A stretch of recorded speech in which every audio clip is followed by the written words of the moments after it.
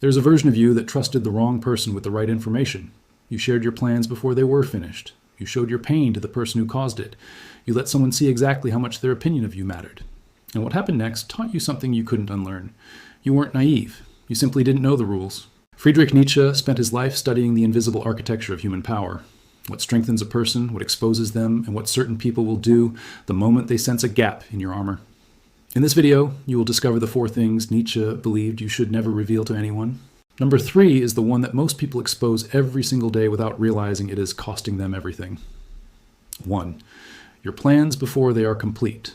The moment you share an unfinished goal, something shifts in the people around you. Not always visibly, not always immediately, but something moves. Some people will subtly discourage you, not because they want you to fail, but because your ambition reminds them of their own abandoned ones. Some will offer opinions that introduce just enough doubt to slow your momentum, and some, the most dangerous ones, will file the information away quietly and use it when the timing benefits them. Nietzsche believed that a plan spoken too early loses something essential, the protected silence in which real things are built. Your goals do not need an audience, they need execution. Announce the result. Never announce the journey. 2. Your pain to the person who caused it. This is one of the most human impulses that exists. When someone hurts you, you want them to know. You want them to see the damage. You want them to understand the weight of what they did. But here's what actually happens when you show your pain to the person who caused it. You give them information. You show them where you are vulnerable. You confirm that their actions reached you deeply enough to break your composure. Nietzsche wrote that displaying suffering to your adversary is not an appeal to their conscience. It is a transfer of power. Some people will feel guilt, but others, the ones you most need to protect yourself from, will feel something else entirely. They will feel leverage. 3. How much someone's absence affects you. This is the one most people reveal every single day, through the extra message sent after no response, through the tone that changes when they finally do reply, through the way you rearrange your schedule around someone who has never rearranged theirs around you. Every one of these behaviors communicates the same thing. You need them more than they need you. And the moment that imbalance is visible, the dynamic shifts permanently. Nietzsche believed that human relationships are always negotiating power, whether consciously or not. The person who needs less holds more, not because they are cold, but because their stability does not depend on the other person's choices. When you stop showing how much someone's absence moves you, you stop handing them the one tool that controls you most effectively. 4.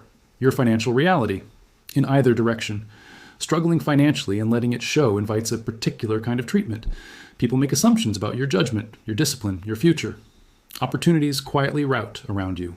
Doing well financially and making it visible invites something equally dangerous, a different category of attention entirely.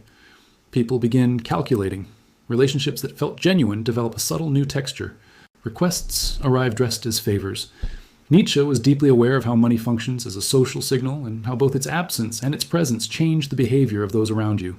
Your financial situation is not a social credential. It is private data, guarded accordingly. Here are the principles that hold all 4 together. Never perform your ambitions. Perform your results. Never show your wounds to the person holding the weapon. Never let someone measure how much of your peace belongs to them. And never make your financial reality part of your identity in either direction. The world does not need to know what you are building. It only needs to see what you have built. The people in your life do not need to know where you are vulnerable. They only need to know that you have standards. And the person who hurt you does not need to see your pain. They need to see your indifference. Nietzsche's coldest lesson is also his most protective one. The less people know about what moves you, the less power they have to move you against your will. Guard your inner world like it is the only thing that is truly yours, because it is. Subscribe to the channel, because in a world that profits from knowing your weaknesses, understanding what never to reveal is the most valuable skill you can build.